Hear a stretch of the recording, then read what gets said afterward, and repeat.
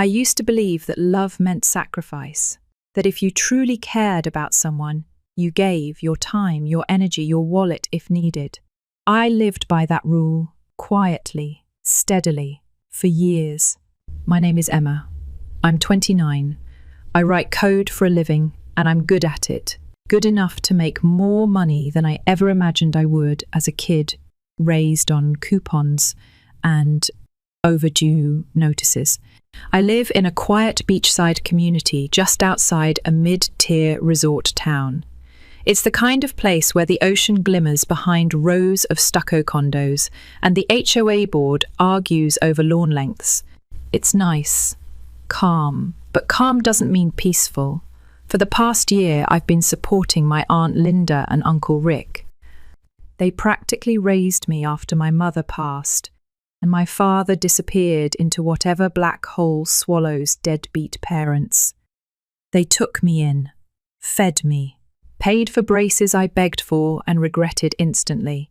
So when life got hard for them, when bills stacked up, when Rick's job hours got cut, and Linda's arthritis got worse, it felt natural to step in. I didn't hesitate. I wired money to their account every month, covered rent, picked up surprise bills, helped pay for Jason's night classes, and Eric's endless car repairs. Jason and Eric are my cousins, though the word doesn't quite fit. We all grew up in the same house, but they've always felt like guests who overstayed their welcome. They sleep late, eat fast, and never clean the dishes.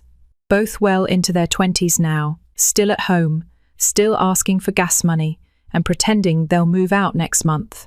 It wasn't always like this. At first, Aunt Linda would ask softly, "Emma, sweetheart, we're just a little short this month. Could you?"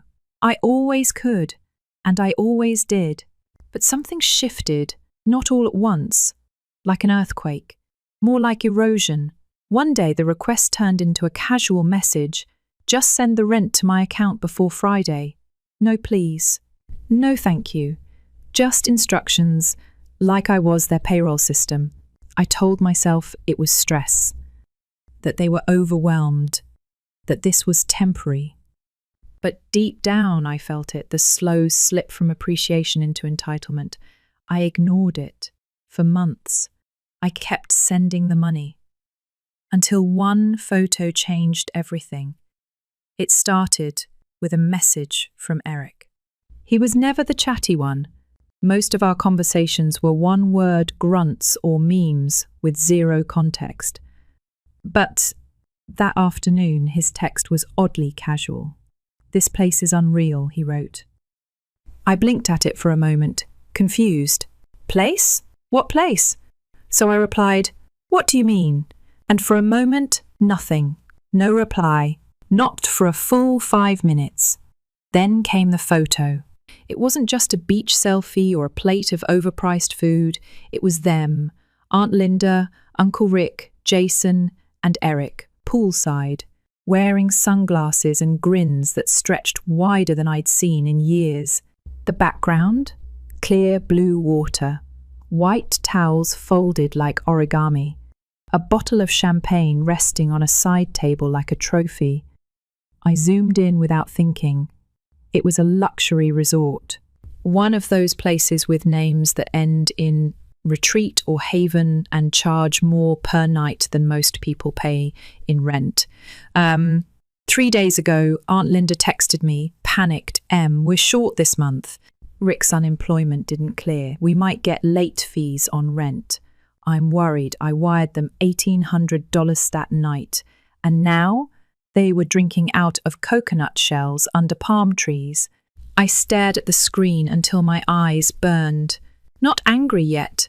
Not hurt. Just hollow. I called her. Straight to voicemail. I called Rick. Same. Jason? No answer.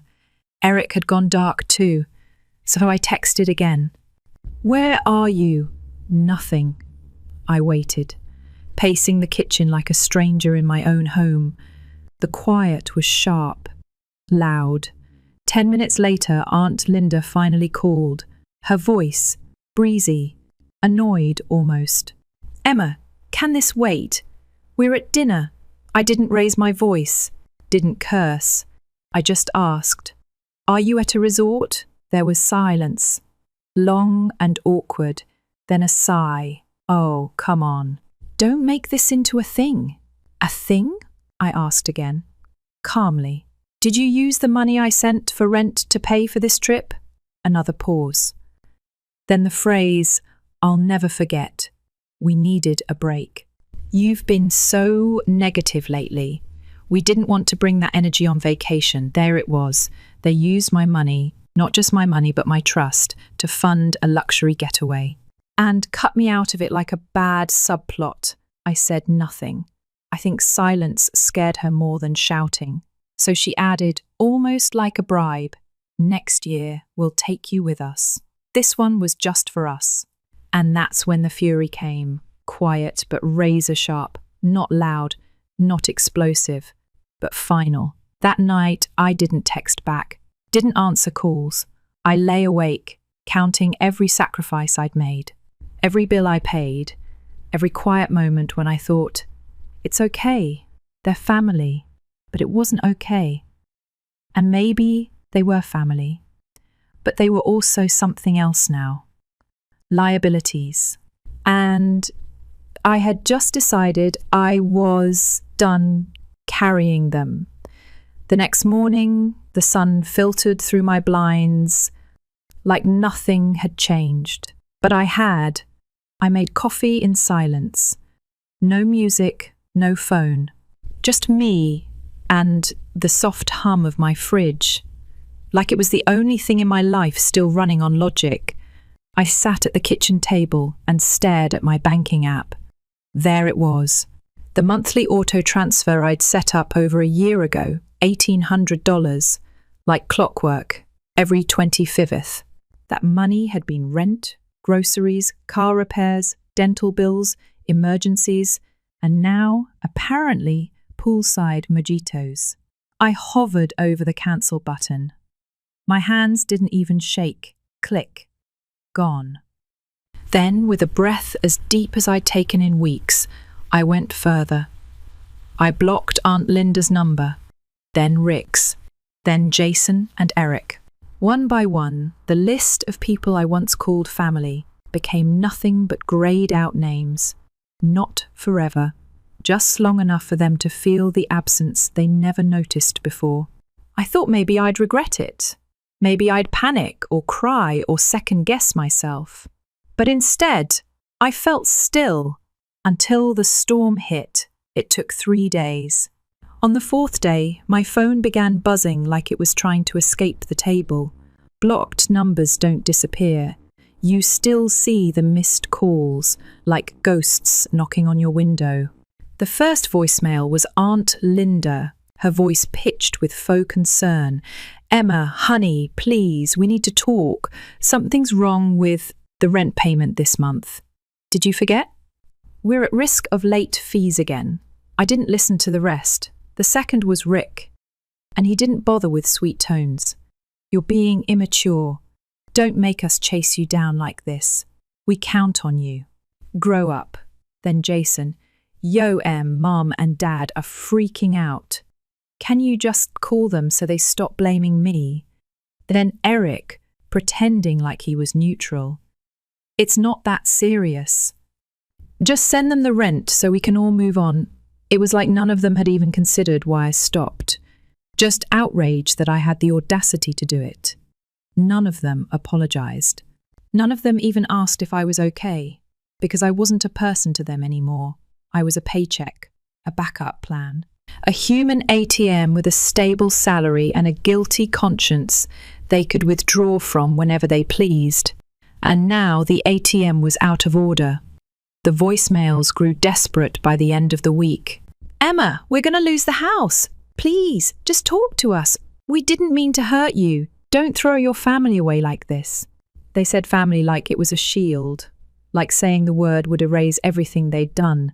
But I remembered every detail, how I paid off Jason's failed community college tuition twice, how I bought Eric a new radiator so he could get to his job he quit a week later, How Aunt Linda once cried on the phone because they couldn't afford electricity, while she was using the money I sent to pay for an Amazon haul of pool floaties and beachwear. I sat down one evening and wrote it all out. A list. Every dollar, every transaction, itemized, dated, annotated with screenshots, not to send, not yet, but for me. So I'd never let them tell me I was being unfair or emotional or dramatic again, because now I had receipts. On Sunday, an email slipped into my inbox. The subject line just read, "Emma, please." I almost deleted it without opening, but curiosity is a stubborn thing. The email was long, almost performative. It started with, "We love you," and ended with, "You've changed." They told me I was being selfish, that ever since I moved out, I'd become cold, distant, unkind. But the part that cinched it, the line that snapped any thread of guilt left inside me, was this: "We never asked you to give so much. You chose that. Don't blame us for your choices." I blinked. Read it. Again, they had taken my help over and over.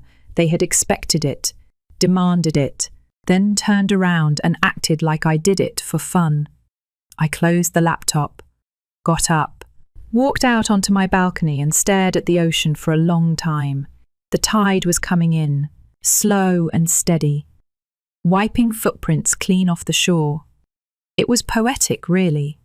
I didn't scream. I didn't rant on Facebook or subtweet them into oblivion.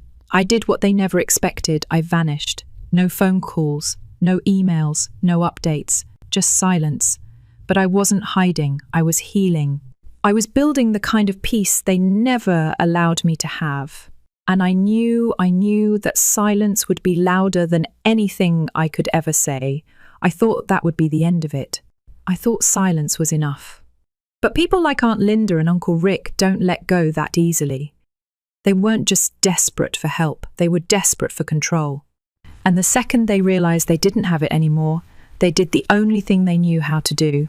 They showed up. It was a Tuesday night when the knock came, sharp, urgent, familiar. I didn't need to look through the peephole. I could already hear Rick's heavy breathing behind the door, could imagine Linda's tight-lipped concern, all dramatics, and no accountability. I took my time answering. Not out of spite, out of clarity. When I opened the door, they both froze like kids caught sneaking out. Linda's eyes were red-rimmed and swollen. She had her arms crossed over her chest like she was holding herself together by thread. Rick looked exactly the same, puffed up rage barely hiding behind the thinnest veil of concern. "Emma," Linda said, her voice trembling. "Can we please talk?" I stepped back just enough to let them in, not because I owed them anything, but because I wanted to end it on my terms. They walked in hesitantly, like they didn't quite believe I'd let them pass the threshold. I shut the door behind them, not gently. Then I motioned to the couch. They didn't sit. "I don't know what you think we've done," Rick started. "No, I cut in. You know exactly what you did. You just didn't think I'd call you on it." Silence. I crossed the room, calm and collected, and pulled a folder from the kitchen counter. It was thick, printouts of every transaction, every message, every transfer I'd made to keep their lives stitched together while mine unraveled in the background. I dropped it on the coffee table with a soft thud. Linda stared at it like it might explode. Rick didn't even look. "You kept records?" he sneered. "I did," I said. "Because you like to rewrite history." "This makes it harder." Linda finally sat down, slowly, like her bones were heavy. "Emma, please, we didn't mean to hurt you. We were just overwhelmed." I tilted my head. Overwhelmed is when you forget to return a call, lying about rent and using my money to sip cocktails at a resort while crying poor. That's not overwhelmed. That's calculated. Rick slammed a hand on the table, making the folder jump. "We raised you! You think you'd be here without us? You think your fancy tech job means you get to treat us like garbage. I didn't flinch. I didn't blink. You didn't raise me, I said, voice low and even. You took me in when my mum died because it made you look good. And then you let me earn my keep while Jason and Eric played video games and got birthday iPads. Rick's face turned red, but he stayed quiet. Linda's eyes welled up with tears, but I didn't move. I'd given them enough softness. This was my steal. We made sacrifices, she whispered. You don't even see that. You mean like sacrificing honesty or stability? I leaned in just enough to meet her gaze. You didn't just take my money, Linda. You erased me. From your trip, from the family, from the conversations. I wasn't part of your life. I was just your funding source. That's when Jason and Eric's names came up, predictably. They're your cousins, Rick growled. They looked up to you. No, I said. They looked at me, with dollar signs, and they're old enough to pay for their own Uber rides instead of asking me to Venmo gas money. At 2 Rick scoffed, pacing. So what now? You just cut us off? Leave us to drown? You had the life preserver, I replied, and you traded it for a beach cabana. They didn't respond. They didn't apologize. And that's when I knew they weren't here to make amends. They were here because the bills had come due, and for once, they didn't have a bailout. I stood. This is the last time you'll be in my apartment, I said. I'm not angry anymore. I'm just done. Linda stood too, slowly. So you're just walking away from your family? I gave her a sad smile. You walked away first. I'm just catching up. Rick's jaw clenched. His voice dropped low. You'll regret this. I looked at him, completely steady. Maybe. But I'll regret giving you one more dime even more. I opened the door. They hesitated, like maybe they thought I'd changed my mind at the last second. But I didn't. They walked out. I shut the door behind them and locked it, not because I was afraid, but because I was finally safe. It's strange how silence becomes something you crave once you've spent years drowning in noise. After they left that night, my apartment didn't feel empty. It felt like mine for the first time, like the air itself wasn't heavy anymore. No more frantic calls, no guilt texts, no digital leashes pulling at me every time a payment was due, just me. A clean inbox, a quiet room, a life finally reclaimed. That peace lasted exactly 6 days. The next time I heard from anyone, it was Jason. His message came in at 2:14 am. He didn't even bother with small talk. They're losing it. You really need to fix this. I didn't respond. 2 hours later, Eric followed up. Uncle Rick said, you've gone too far. Aunt Linda's been crying all night. Can you just talk to them? Still nothing. I'd blocked their numbers. But people like them find a way. Through others, through guilt, through shame dressed up as love. By day 8, I got an email. It wasn't from Linda, not from Rick, but from Eric, a long, dramatic diatribe about how I was tearing the family apart. The irony didn't even sting anymore, just made me roll my eyes. What really broke the humour barrier, though, was the final line. You've changed, Emma. This isn't who you are. They always say that when you stop letting them walk all over you. I knew the escalation was coming, and sure enough it did. On day 10, I got a visit, but not from who I expected. It was my neighbour, Mark. He handed me a folded note and said, "This was taped to your door when I came home." Inside, a printed message. No handwriting. Just bold font and empty threats. This is your last chance to fix this. You think you're better than your family? Don't forget who fed you when no one else would. You're ungrateful. You're cold. And you will regret turning your back on us. no signature. But I didn't need one. I'd heard that voice 1,000 times, sometimes yelling, sometimes whispering, always manipulating. Rick. I tossed the note into the sink and lit a match. Watched it curl, blacken, vanish. But it wasn't over yet, because they always save one last guilt trip, the grand finale. This time it came from Linda, but not to me. It came through my cousin Sarah, the only relative who'd ever stayed neutral. She called on a Sunday morning, hesitant, gentle. Emma, I wasn't sure if I should say anything, but Aunt Linda's been messaging me. A lot. I think she's scared. Really scared. She said they might lose the house. I listened. Quietly. Let her get it out. Then she added, she said she'd write you a letter. A real one. Said she owed you that much. And I'll be honest, part of me wanted that letter. Not for closure. For confirmation. That she knew. That she finally saw what she'd done. It arrived 3 days later. A thick envelope. Handwritten. Blue ink. Familiar cursive. The first line stopped me. I never thought we'd end up like this. She went on. Pages of emotion. Regret.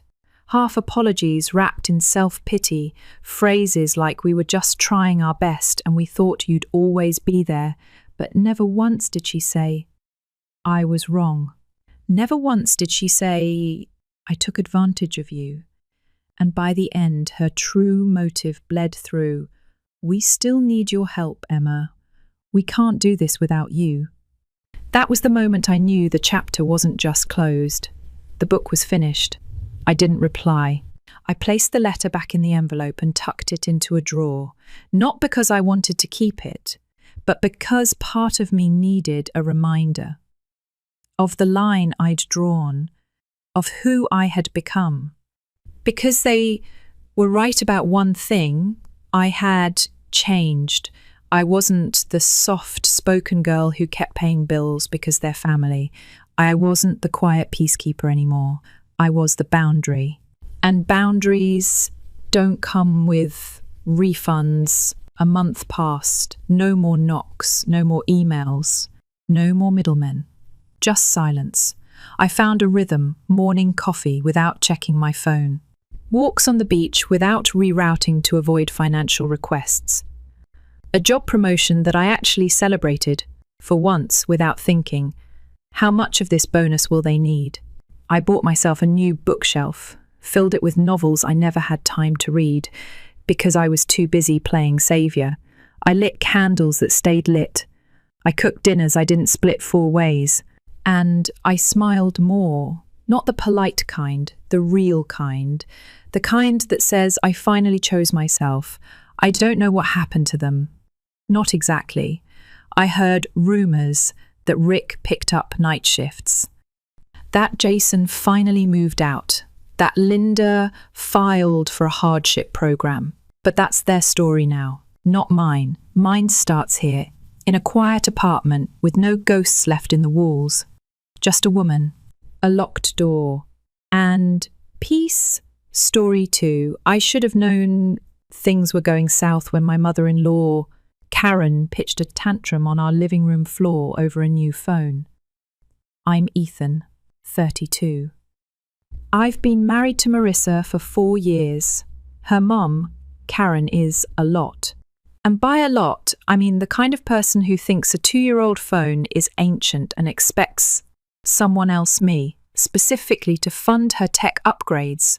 When I said no to buying her a new one, she literally dropped to the hardwood floor and started pounding her fists like a toddler at Target.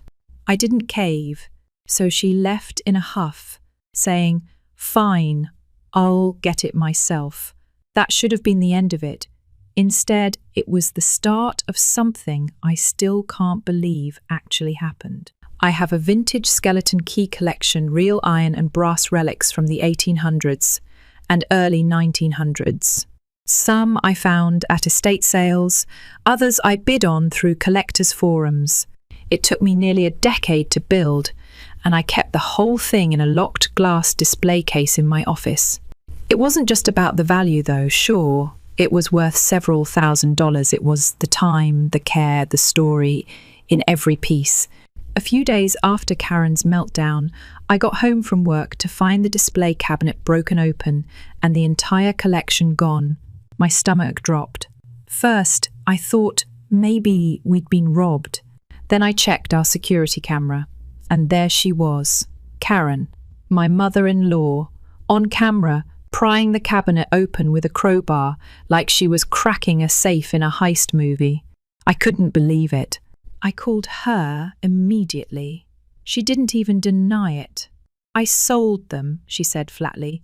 I needed money for the phone. You didn't get it for me, so I figured this way I could buy one myself. She even laughed about it, mocked my collection, called it junk. I was shaking.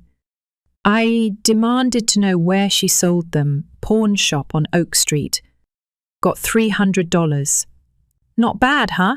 She gloated, like she'd scored a deal. I wanted to scream. Those keys were worth thousands. When I told Marissa what happened, at first she looked horrified, but the moment I said I was calling the police, she flipped. Ethan, please don't. She's my mum. We can just start over, build a new collection. No, absolutely not. She expected me to pretend it didn't happen, let Karen walk away with what amounted to grand theft just because we're related by marriage. No way. Marissa and I had a long, loud argument. She told me I was overreacting. I told her this wasn't the first time Karen had crossed a line, just the first time I wasn't going to let it slide. I said I'd be changing the locks and banning Karen from our home. If Marissa didn't want to go to counselling to work through her enabling behaviour, I'd be calling a divorce attorney. She didn't even try to argue, just stared at me coldly, packed a bag and walked out. I didn't stop her. By that evening, I'd filed a report. I had video evidence, screenshots of Karen's texts bragging about the theft, and a full inventory of the stolen keys. To my surprise, the cops took it seriously. I'd been bracing for them to write it off as a family dispute. Instead, they arrested Karen within hours. I didn't feel good about it, but I did feel justified.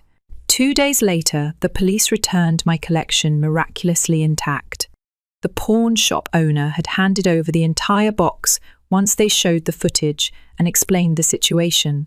He wasn't happy to be involved and apparently made it clear none of us were welcome back. Fair enough. But then, of course, came the next punch in the gut. Marissa bailed her mum out. With our joint bank account. Without asking me. When I told her I wasn't going to reimburse her, she snapped, said I owed her since I got her mother arrested. I checked the account. She'd withdrawn over $1,000. That was well over what bail cost, and way more than Karen got from the pawn shop. That's when it clicked. Marissa had also gone to the pawn shop and repaid them herself. She used our money to fix what her mum broke, but never once apologised to me. Worse, when I confronted her at the motel she'd holed up in, she slammed the door in my face after smugly saying, "That's your karma, Ethan." So I changed the locks the next day, closed the joint account, froze all auto payments, pulled my share and left just enough to avoid overdraft. I was done being played. After I changed the locks, I sent Marissa a text. Nothing dramatic, just a heads up that her key no longer worked and her mother was no longer welcome in the house. Simple, direct, fair. She didn't respond. So when she finally came back, probably thinking I'd cave or forgot to follow through, she was greeted by a locked door and a deadbolt that didn't recognise her anymore. She pounded on the door for a good 5 minutes, yelling, calling me names, demanding I let her in. I just watched her through the doorbell camera from my phone while sitting on the couch sipping coffee. Eventually, she called. I answered. Calmly. "The first texted you. The locks are changed."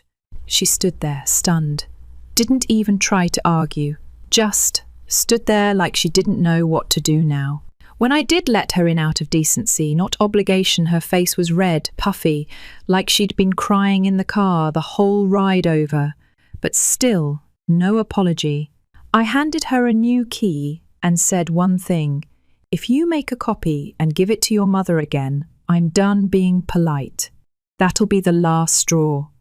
She didn't say much, just nodded. And for a moment, it felt like maybe she understood how serious I was. But it didn't last. Karen, of course, played the victim immediately. Told everyone who'd listened that I was some monster who locked her out and ruined her life over some junky old keys. What she didn't mention: she smashed my cabinet, pawned my collection for next to nothing, and laughed while doing it. I told Marissa the First was going to keep pursuing charges. That woman committed a felony. I don't care if she's family. If she'd been a stranger, everyone would be telling me to press charges. So why should I let it slide just because she gave birth to my wife? Marissa didn't take that well. She started sleeping in the guest room and acting like I was the one tearing the family apart. But I wasn't budging. When she tried to take over the master bedroom, I blocked the doorway and told her no. I wasn't going to be kicked out of my own bed because she didn't want to face the consequences of her mother's actions. She cried, said I was being cruel. I said I was setting boundaries, something she clearly didn't know how to do with Karen. Then came the real kicker. She admitted flat out, that before this mess, she'd been planning to move her mum in with us, behind my back. While I was at work, that hit me like a freight train. All the times she promised me we'd have our own space, start a family, build something together. All lies. She was going to ambush me with a permanent roommate who steals, lies, and thinks a tantrum is a negotiation tactic. So I laid it out, plain and clear. Your mother will not be living here. If you try it, I'll throw her stuff on the lawn. That night, she poured herself a drink and locked herself in the kitchen for a dramatic phone call with Karen. I didn't listen in. I didn't need to. I already knew where she stood. A few days later, I had divorce papers served to her at work. It wasn't meant to humiliate her, but I needed to make it real. She didn't believe me when I told her I was done. Maybe she thought I was bluffing. Maybe she thought I'd forgive and forget, like I'd always done. This time I followed through. When she got home, she threw the papers on the counter and started yelling. "You can't do this!" "I already did," I said. She started crying again, claimed I was ruining our marriage. I just stared at her and said, "No, your loyalty to your mother did that." That seemed to finally hit her, but not enough to change anything. She didn't apologize. She didn't even ask what she could do to fix it. She just doubled down, said she had to stand by her mum because she's all I've ever had. And that's the thing. I was never going to be enough. No matter how much I gave, how hard I tried, I was always going to be second place to a woman who'd never once respected me. So, yeah, I filed. And I felt a little more free the moment I did. I started apartment hunting right away, told the landlord I wasn't renewing the lease and filled them in on the situation. They weren't thrilled about Marissa giving Karen a key without asking. I warned them that she might try to move Karen in after I left. They thanked me and said they'd keep an eye on things. Meanwhile, Marissa kept trying to pull power moves.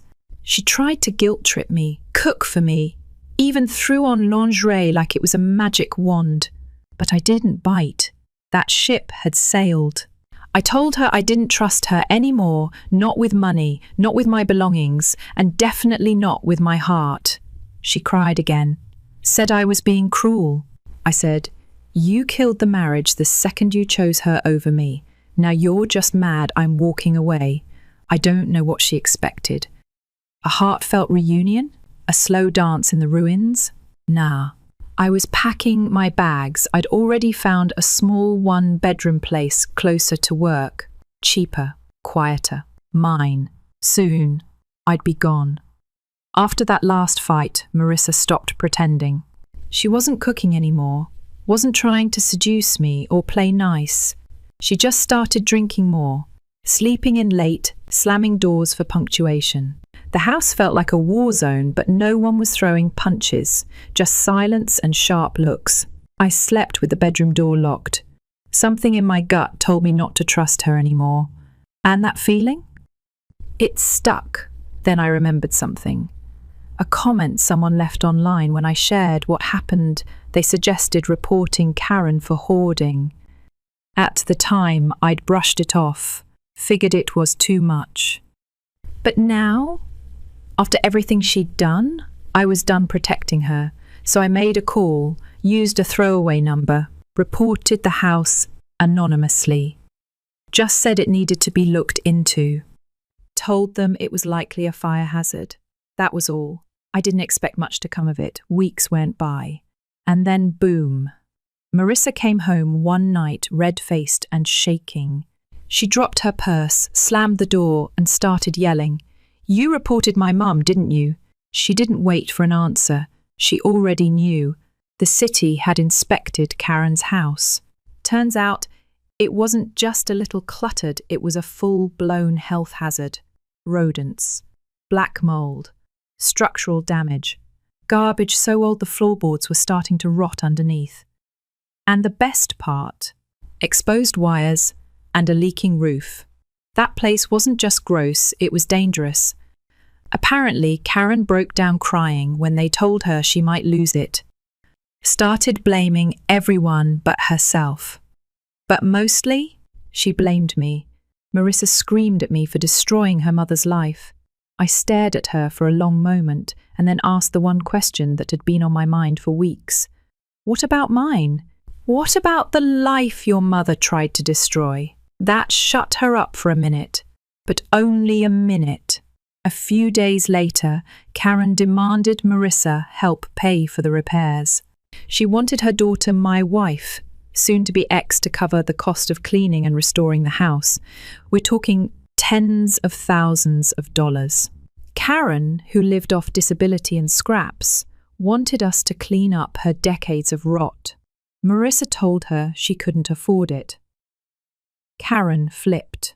From what I heard later, she attacked Marissa, scratched her, pulled her hair, screamed in her face like some kind of wild animal, and right in the middle of that breakdown, Karen dropped to the floor. Heart attack.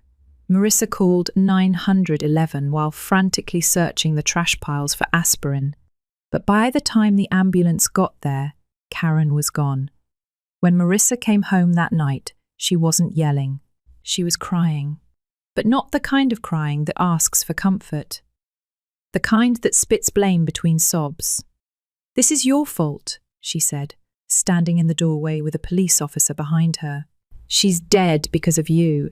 And yeah, that hit me hard, even though I knew deep down I hadn't caused it.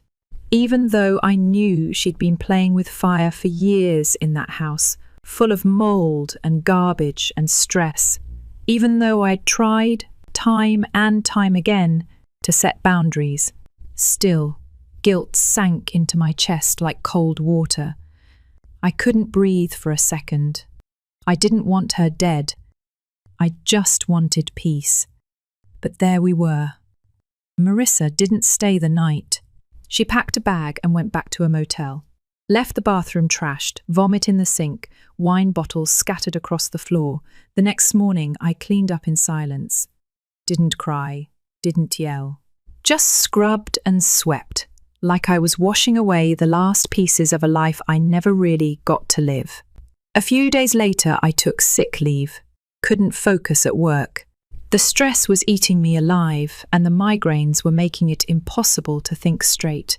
I spent a few days on the couch, drifting between sleep and anger, between Netflix and flashbacks. Eventually, I pulled myself together, because there was still one thing left to do. I finalized everything. I gave notice to the landlord.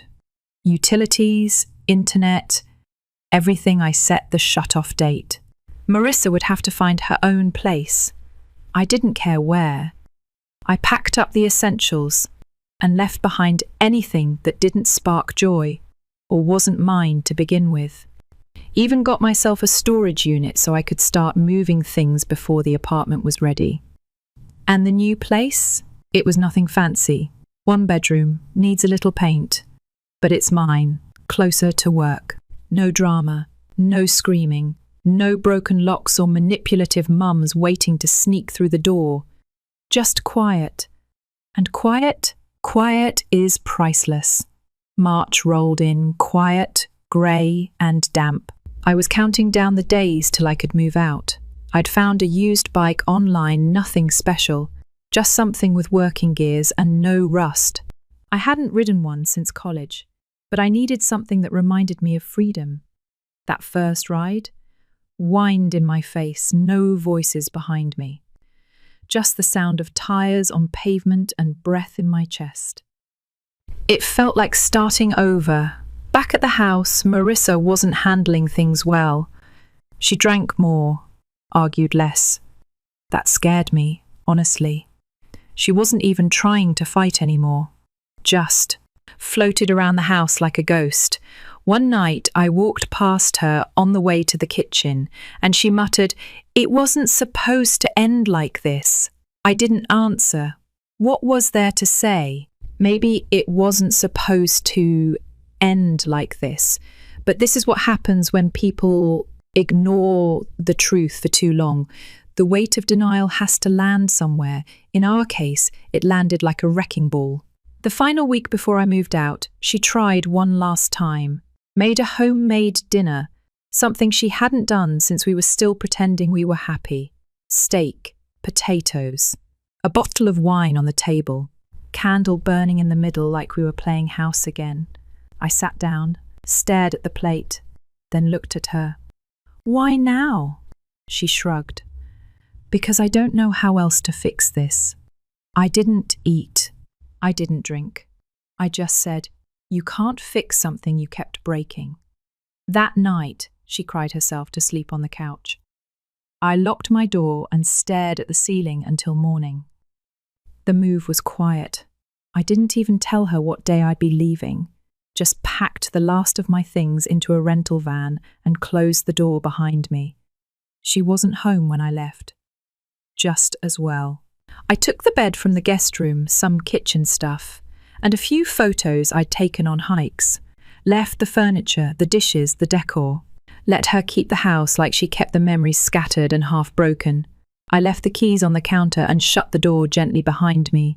Didn't look back. Didn't need to. The new apartment smelled like paint and dust. It was quiet, cold, and empty, but it was mine. I slept on the floor the first night, under a blanket, with my duffel bag as a pillow. Still, I slept better than I had in months.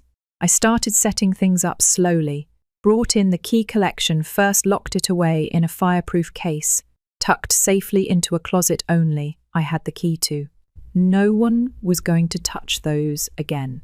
Not without going through me. About 2 weeks after I left, I got a text from Marissa. It just said, "I'm sorry for all of it." I stared at the screen for a long time, didn't respond. There wasn't anger in me anymore, just exhaustion. You can't build a life with someone who refuses to pick you first. And love?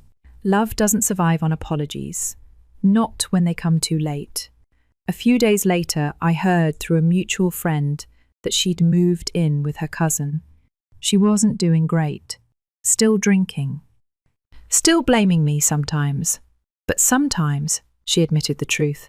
That's her road now. I won't walk it for her. As for Karen, there was no funeral. No obituary. Just a small box of ashes and a notice from the city saying the house was being condemned. All that hoarding, all that anger, all that control, and in the end, the house she held onto like a throne was the same thing that took her down. Some say karma is a wheel, but I think it's more like gravity. You throw enough weight around, eventually it comes crashing back on you. These days, life is smaller, but it's also quieter. I ride my bike to work, I cook for myself, I sleep through the night. I listen to music in the evenings without worrying about slamming doors or passive-aggressive sighs from the next room. Freedom doesn't always feel like fireworks. Sometimes it just feels like walking into a home and knowing this is yours. All of it. The silence, the peace, the stillness. I don't miss my marriage. I miss the version of it I thought I had. But that version was a lie. A soft-spoken dream hiding years of slowly eroding trust. And now I have something better. Clarity. If there's a lesson in all this, maybe it's this: love without boundaries isn't love, it's self-erasure. And when someone shows you over and over again that you come second, believe them. I used to think walking away meant giving up. Now I know it means choosing yourself, and for the first time in years, I finally feel whole. Story 3. Have you ever met someone so useless, so infuriatingly smug, that just breathing the same air as them made you question the entire concept of forgiveness? Yeah, meet Darren, my sister's husband, or as I now refer to him, the human equivalent of a mosquito stuck on autoplay. Last weekend was our monthly family cookout. Ever since my dad's health scare last year, minor heart attack, major wake-up call, we've made these backyard gatherings a thing, a way to stay close, to remind each other that we're still a unit. I'm Nate, 33, and my stepsister Claire is 29. Claire's always been the glue in this weird patchwork of a family. She's a nurse, the kind that can joke around with a trauma patient while cleaning a wound. Tough, kind, and stubborn to a fault. And then there's Darren, 32, her husband of 4 years, serial job dodger, king of excuses. He hasn't shown up to a cookout in months, always had a job interview or some urgent networking opportunity. So, when he actually walked into my parents' backyard this time, I knew something was off. Claire looked wrecked. She was still in her scrubs, hair in a messy bun that wasn't even trying anymore, and she was moving like her limbs were made of bricks. Darren, meanwhile, was glued to his phone like he was the CEO of Earth. He didn't greet anyone, didn't even look up when my mum offered him a plate of ribs. Just mumbled something about already ate, and kept scrolling like the world owed him likes and validation. Claire helped set up. She flipped burgers, poured drinks, and took plates back inside like she was running a diner solo. Every few minutes, her eyes flicked toward Darren, anxious, embarrassed, like she was hoping he'd suddenly morph into a functioning adult. When she slipped inside for more lemonade, I followed. And that's when it cracked. She didn't say anything at first, just stood in the kitchen, back to me, shoulders heaving. I asked her if she was okay. She turned around and collapsed into tears, the kind that come from weeks, months of pretending everything's fine when nothing is. They were 3 months behind on rent. Darren hadn't applied to a single job in weeks, despite telling everyone otherwise. Claire was working 14, 16-hour shifts, coming home to piles of dishes, unpaid bills, and Darren passed out on the couch with a game controller on his chest. And she had told no one. Not Mum. Not Dad. Not even me. She was terrified it would stress Dad out. She was ashamed. And that's the part that broke me the most. Claire has always been the one who had it together. She carried our family through more than once. Seeing her like this, it lit a fuse in me I didn't even know was still there. I knew a guy, my friend Julian. He owns a construction company, pays well, offers training, full benefits. They're always hiring. I figured maybe Darren just needs a real shot. Maybe someone has to show him a door and make it idiot-proof. So I did. I waited until he was alone, still hunched over his phone in the corner of the patio like some neglected houseplant. I approached carefully, low stakes, casual. "Hey man, how's the job hunt going?" He gave me this half-hearted shrug and mumbled something about waiting to hear back. I dropped Julian's name, explained the offer. Benefits, No experience needed.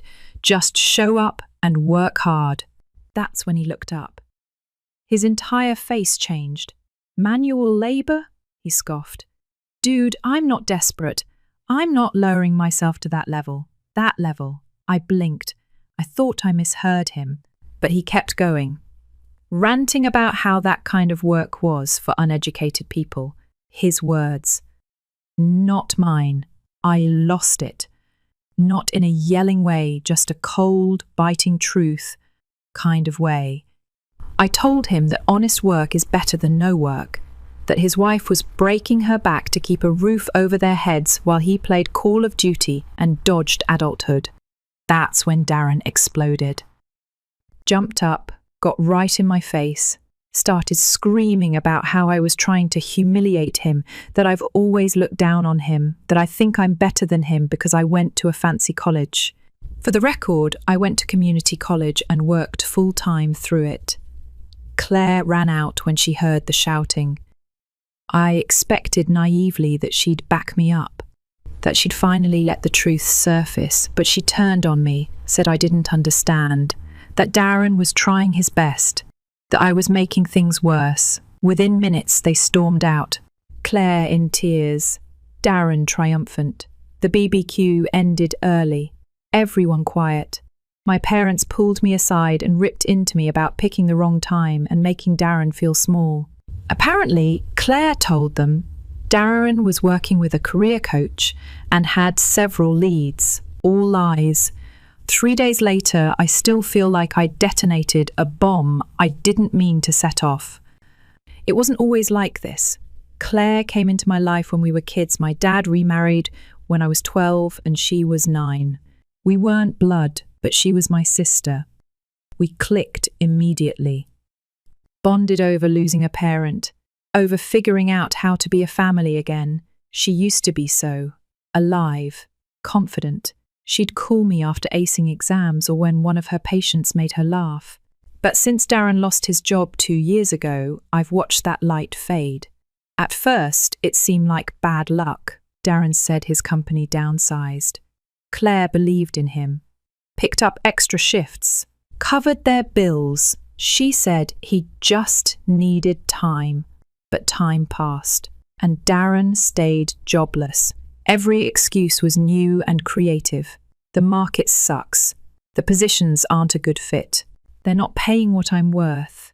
Meanwhile, Claire worked 60-hour weeks, skipped family dinners, lost weight, smiled less. Mutual friends started whispering things. Darren spotted at casinos, at bars in the middle of the day, buying rounds, laughing it up while Claire ran herself into the ground. I tried telling my parents. They brushed it off. Said Darren was grieving his career, or whatever, that Claire would speak up if she needed help. But she didn't. She never does. That's who she is. Until that day in the kitchen when everything cracked. Now I'm the villain. Claire texted me the day after the BBQ, a long message about how I destroyed months of progress, that Darren was about to turn things around and I ruined it. Mum called, told me to apologize, that Darren was sensitive and I made things worse. Even my wife, who usually sides with me, said maybe I chose the wrong moment. But I can't get Claire's face out of my mind. Her tears, her exhaustion, her shaking hands clutching that lemonade pitcher.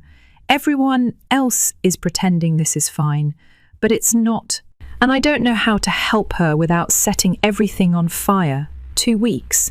That's how long it's been since I tried to help, and somehow ended up cast as the villain in my own family.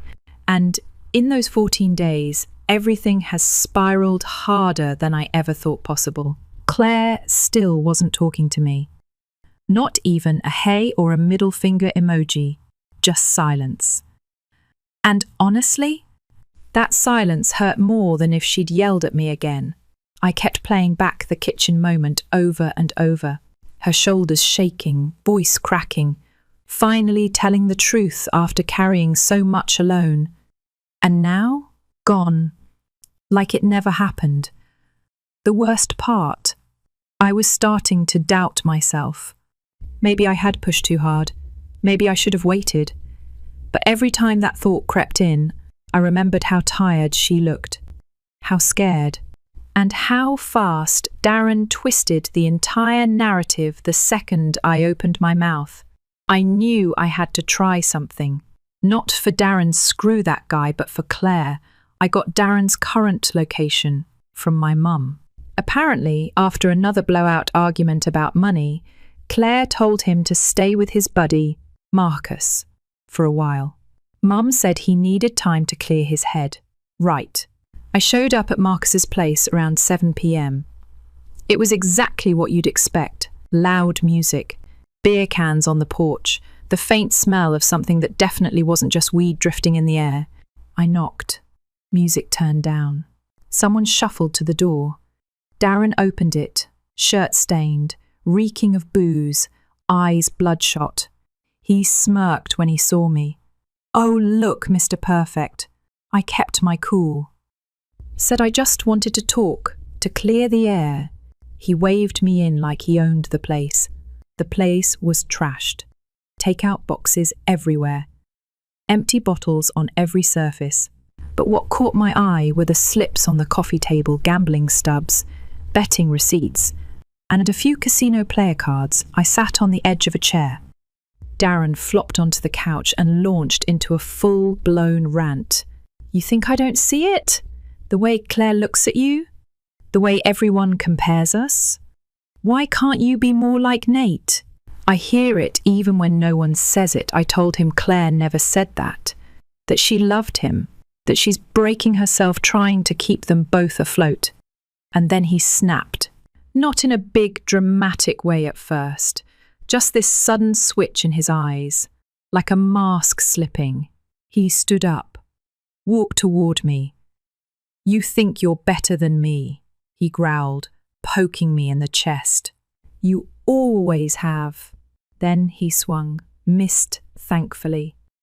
But he caught my shirt, tore it, and tried again before Marcus, bless his uncomfortable soul, tackled him from behind and pinned him to the ground. Darren thrashed, screaming about how I'd ruined his life, how everything was falling apart because of me. And that's when Marcus, of all people, spoke up. He said he couldn't keep covering for Darren anymore. He said everything Darren told our family was a lie. No career coach, no job interviews, no networking events, just video games, booze, and casinos. Then he showed me the texts, messages from Darren bragging about how Claire would never leave him, about how she was too scared to be alone, too worried about what people would think, about how he could take cash from her purse while she slept, and she'd never notice, or if she did, she'd make excuses for him. I felt sick. And then Claire walked in, still in her scrubs, eyes red. She'd been tracking Darren's phone ever since he disappeared for 3 days last month. She walked in expecting, I don't know, a peace talk? A breakdown? Instead, she saw the beer cans, the gambling slips, Darren being held down by his best friend, and me standing there, stunned. She froze. And then, somehow she turned on me. Started yelling that I was stalking them, trying to destroy their marriage. That Darren was only acting out because I'd crushed his self-esteem. That I needed to leave them alone. I tried to speak. Tried to show her the texts Marcus just showed me. She refused to look. Said I probably faked them. Darren, who had just been trying to punch me minutes earlier, started crying. Full on sobbing, saying he was lost, that he only drank because he felt worthless, that he wanted to be better for her. And Claire, she fell for it. Again. She wrapped her arms around him, glared at me, and told me to leave. That I'd done enough damage. I didn't argue. I just walked out. She followed me to my car, cold. Not crying this time. Just done. If you really love me, Nate, she said, You'll stop interfering. That night, I didn't sleep. The next morning, my mum called me furious. Apparently, Claire told her I showed up drunk, tried to provoke Darren into hitting me, and then fabricated evidence to ruin their marriage. None of that happened, but Mum believed her, said I needed to back off. And just like that, I became the problem. Then came the real kicker. 3 days later, I got a panicked call from Marcus. Darren was missing, vanished, took his stuff, phone off. No one had seen him since Saturday night. At first, no one panicked he'd done this before. Gone off the grid. Reappeared hours later with a hangover and excuses. But then Claire noticed her credit card was maxed out. Money missing from her wallet. Her emergency savings, gone. She called me. No blame this time, just raw panic. We drove to every bar, casino and sleazy poker den Darren ever mentioned, called hospitals, even reached out to his parents in another state. Nothing. And then a lead. Tom, the owner of the dive bar where Darren was a regular, called me after checking his security footage. Darren was there Saturday night, drinking with 2 guys Tom recognized. Loan sharks. Not a metaphor. Actual, literal loan sharks. Guys who lend cash to desperate gamblers and break kneecaps when payments don't come through. The footage showed them leaving together. Darren looked nervous, but he wasn't being dragged. He went willingly. Claire and I went straight to the cops. But because Darren left of his own free will, they shrugged. Took our statement. That was it. Then Claire told me everything. The debt, way worse than we thought. Darren had opened 3 credit cards in her name, over $150,000 in debt, pawned family jewelry, wiped out their savings. And she'd known. She'd known for months. She didn't tell anyone because she felt ashamed. She thought she could fix it, that he'd change. That night she got a call from a blocked number. A man with an accent said she owed $5,000, or else. She was ready to pay, to drain her retirement fund. I stopped her. Recorded the call.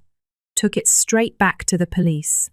This time they took it seriously, set up a sting. And they caught them, the loan sharks. And Darren, except Darren wasn't a hostage. He was working with them, recruiting other desperate gamblers, helping them launder money. He walked out of custody later that night after giving a statement. Free. Just like that. I wish I could tell you Claire finally saw the truth. That this was the moment everything changed. But she didn't. She blamed me. Said, if I hadn't embarrassed Darren at the BBQ, none of this would have happened. Said I pushed him to desperation. Said I was the reason he fell apart. I didn't have a response. Not because I agreed, but because I realized something that night, sitting in my car outside the police station. You can't save someone who's still building a shrine to their own delusion. You can scream the truth at them, show them screenshots, bank statements, arrest records, and they'll still look you in the eye and say, this is your fault. That's where Claire was, deep in denial, clinging to a sinking ship and blaming everyone who begged her to jump off. And me? I was drowning trying to save someone who didn't want saving. It happened on a Tuesday morning, just before dawn. I was sitting in my kitchen, watching the coffee drip into the pot, wondering if this whole thing had permanently destroyed my relationship with Claire. I hadn't heard from her in over a week. Not since Darren got released. Not since she told me flat out to stay out of her life, and then someone knocked on my door. It was her, Claire. No makeup, baggy hoodie, red eyes, and this hollow look on her face that scared the hell out of me. But something about her posture, maybe was different. She wasn't walking like she was carrying Darren's world on her back anymore. She was just Claire again. She came in, didn't even sit, just stood there by the counter and said, "I need to tell you everything." So I listened, and what she told me made my stomach twist into a knot. Turns out she had been planning to leave Darren for months. Way before the BBQ, she had a plan. She had everything: screenshots, bank statements, a journal logging dates and amounts Darren borrowed, photos of the pawn slips, credit card bills, even a burner email she used to talk to a divorce attorney. She was building a case. Quietly, carefully. She knew Darren would fight dirty, so she prepared. She backed everything up on a flash drive. She was ready. And then, somehow, he found it. All of it. Every file, every note, every password, deleted, gone. Even her email account disappeared. He wiped it all before she could act. And that's when he turned the screws. Claire confessed that Darren had been blackmailing her. 2 years ago, during a brutal overnight shift at the hospital, one of her patients died. It was one of those freak medical things, an undiagnosed condition no one could have caught in time. The hospital investigated, cleared her, but after she'd exchanged emails with a co-worker, second-guessing herself, questioning if she missed something, Darren got a hold of those emails, twisted the wording, edited them to make it seem like Claire admitted to negligence. He told her that if she ever left him, he'd send them to the hospital board, the patient's family, even the state nursing board. She'd lose her job, maybe even her license. That's how he kept her quiet. That's why she defended him. Why she stayed. Not out of love. Out of fear. It was like a fog lifted. I could finally see it. Every denial, every excuse, it wasn't because she was blind. It was because she was trapped. She looked at me and said, "I didn't believe I deserved better. That broke me. But what changed? Why now?" She told me she caught him trying to hack into her work email. That was the final straw. She went straight to her hospital's legal team and showed them everything, the original emails, the edits Darren made, the threats. They backed her immediately, offered her protection, legal help, and full support. She filed for divorce that same day, and a restraining order. The momentum shifted fast. Her hospital referred her to a legal team that specialized in domestic financial abuse. These people did not mess around. Within 48 hours, all of Darren's access to her accounts was cut. They froze everything, tracked his spending, even subpoenaed bank records and phone logs. It turned out he had stolen over $180,000 from her over 2 years, maxed out every credit line, gambled it all away. Meanwhile, Claire moved into our parents' guest house. My dad, who finally saw things for what they were, had a locksmith change all the locks the day she moved in. Mom cleaned out a bedroom, turned it into a home office so Claire could focus on her case. They even installed cameras around the property. Darren tried to show up, once. He was met with 2 security guards and a firm warning. If he came back, he'd be arrested. And finally, Claire stopped defending him. Now that everything was in motion, the truth started unraveling in layers. First, Marcus came forward. He gave Claire the texts, the receipts, the photos, everything. Then Tom, the bar owner, offered to testify about Darren's gambling, the loan sharks, the fake networking claims. Even Darren's old boss reached out. Apparently, Darren wasn't laid off like he told us. He was fired for stealing pharmaceutical samples and trying to sell them. His lies weren't just personal. They were criminal. Claire's lawyer filed charges for identity theft, financial fraud, and attempted extortion. The best part, all of it is backed by hard evidence. Screenshots, bank records, text threads, security footage. "No more," he said, she said. Darren tried to fight back. started posting on social media long, dramatic rants accusing Claire of being abusive, manipulative, cold.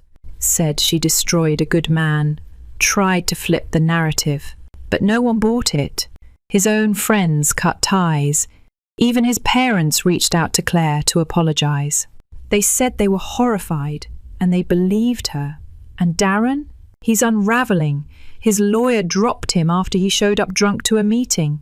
The loan sharks may be in jail, but their friends are still calling. Apparently, Darren owes them a lot more than money. He's spiraling. And no one's catching him this time. Claire is healing. She started therapy. She's back to work.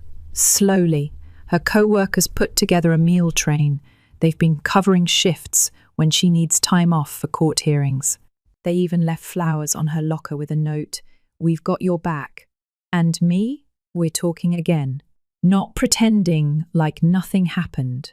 We talk like siblings who've been through a war together. She told me, "I was angry because you held up a mirror I wasn't ready to look into. I told her I was sorry I didn't wait for her to be ready. We both made mistakes. But the love, it never left." Yesterday, we sat on our parents' porch, the same one where everything blew up months ago. Claire held a mug of tea in both hands and said, "You were right, you know. I didn't say anything." She looked out across the yard, where Mum was planting something and Dad was fiddling with the grill.